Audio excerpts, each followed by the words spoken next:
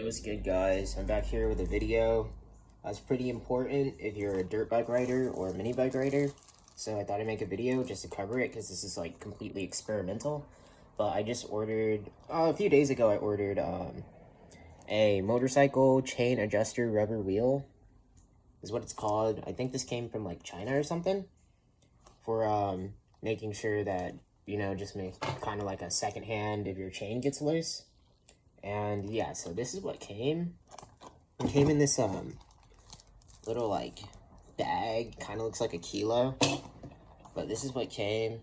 It's like in like Korean, it might be Korean, Asian, Japanese, Chinese, I'm not too sure, but it's definitely got some text on there. I think it looks like Asian.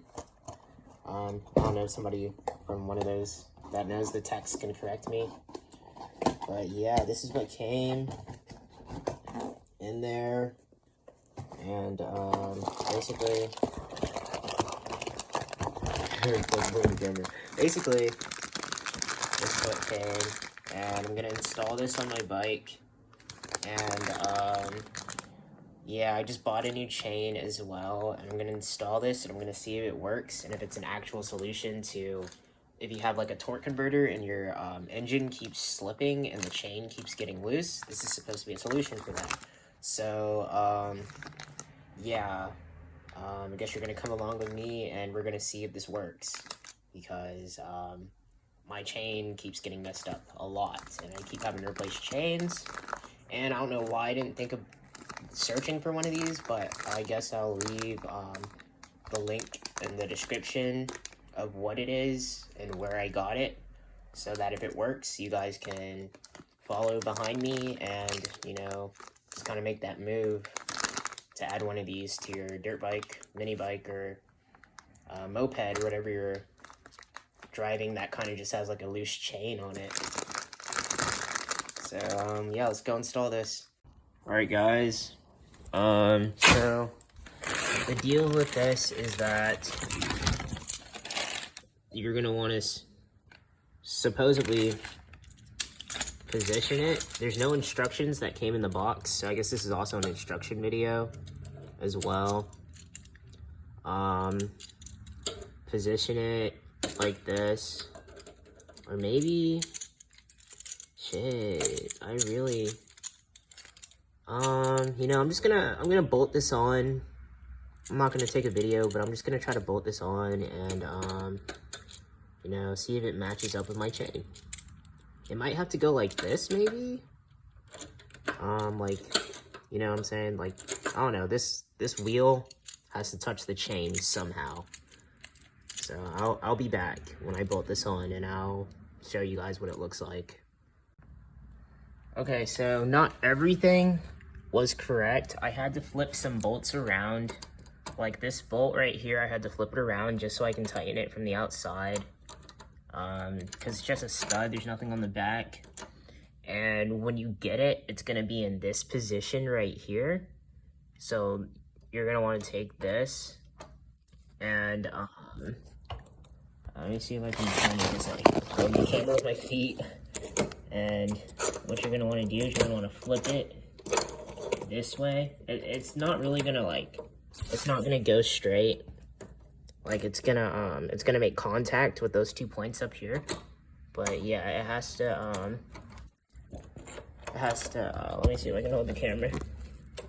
It has to flip this way.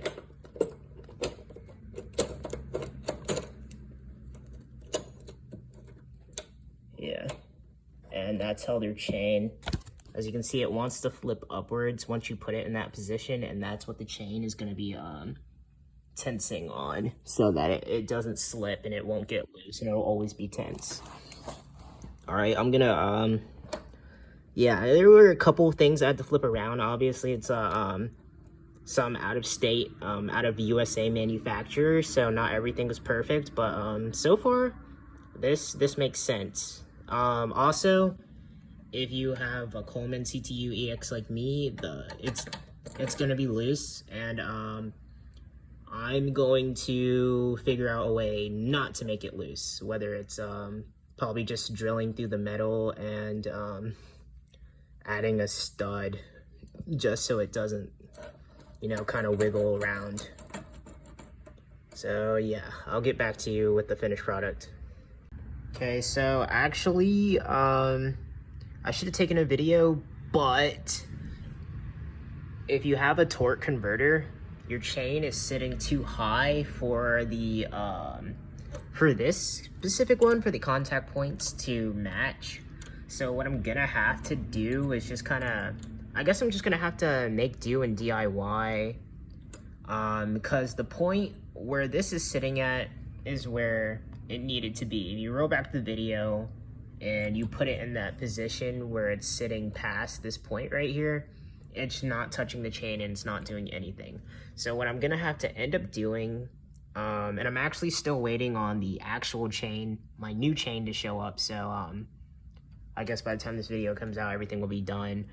But yeah, I'll do an overall of the finished product, just so you can get an idea of what you can do once you have these parts, because I was kind of bummed out that it didn't fit, but there's not really any other options online, and you know, you just don't have these parts laying around your house, so you really just have to make do. But where I'm holding it right now is where it needs to sit at. But the problem is that, yeah, the tensioner works in reverse. And once you put it in reverse, it's made for like, and if you look at the photo on the website, it's made for like a chain sitting vertical. I think, is it vertical? Or is vertical sideways? I'm not too sure. Just basically it's made for a chain going straight, not a chain just completely at like a upper angle like this. I guess most dirt bikes have straight chains and are not using torque converters. So my solution is to just kind of keep it bolted with these, so that if the bolt I send through this to keep this up straight and touching the chain ever breaks, I'll still have my wheel. And I'm also thinking about changing out this wheel, this plastic wheel right here. It's just really cheap plastic. It doesn't feel like anything quality, so I'll probably wrap some tape around it, or just something to give it some density and thickness and just durability overall. But yeah, I'll get back to you when I put this on, because once you push this up, let me see if I can do it one-handed. I just gotta put that on there. Yeah, once you put that, and then you push it up a little bit, it is tensing up the chain and should, you know, reduce stress on the engine and everything like that, so that this chain just stops loosening, hopefully, is what I'm hoping for, you know, just having some support. So yeah, I'll get back to you guys on this. And one last thing, this is just like my chain. I don't know why my chain is so loose right now. It's even sitting like one before the one it's supposed to be on. But yeah, once I, you know, give this like a certain height and a certain measurement, it's doing its job, and it should work. But I'm not sure if my chain is loose because this one is stretched out and bent, or if I have to push my engine up again. But as of today, I'm still waiting on my new chain to get here, so I'm just gonna push this engine up, and once the new one gets here, I'll do the complete and final consensus of what I'm thinking about doing with this for right now. So just stay tuned, and yeah, I'll be back. Okay, so one more thing before I close this part of the video. I guess I'm gonna make this a two-part video because I'm waiting on my chain, and I'm just gonna do an upload today. So to close out this video, part one, so what I did was I pushed up my engine. As you can see, it was pushed back a lot, but I don't know why. But when I take this off, I just can't get it to tense up anymore. But what I will say, so you see how this is loose? And I got it. All right, so once I did straighten it forward too, it got better. But what I will say is that oh my god, I'm going in circles. This works. This makes sense. It's not a bad idea to get one of these, but you're gonna have to have some extra tools to make it work, because once this folds up, the only space, so once I bolt this here, right, the only space where the chain can slip is between here. This is where the chain is loose. So, and I'm gonna have this angled better so that it'll be less of a space, even more of that. So only between here is where the chain is gonna be loose at. And I'm gonna show you, I'm gonna drop it down. And then when I dropped it down, so usually if I was going out riding right now, this is how much of the chain would be loose. All of that is loose right now, and you know, it's not gonna make a good equation going all the way down here. It's gonna come off, right? But when I add this,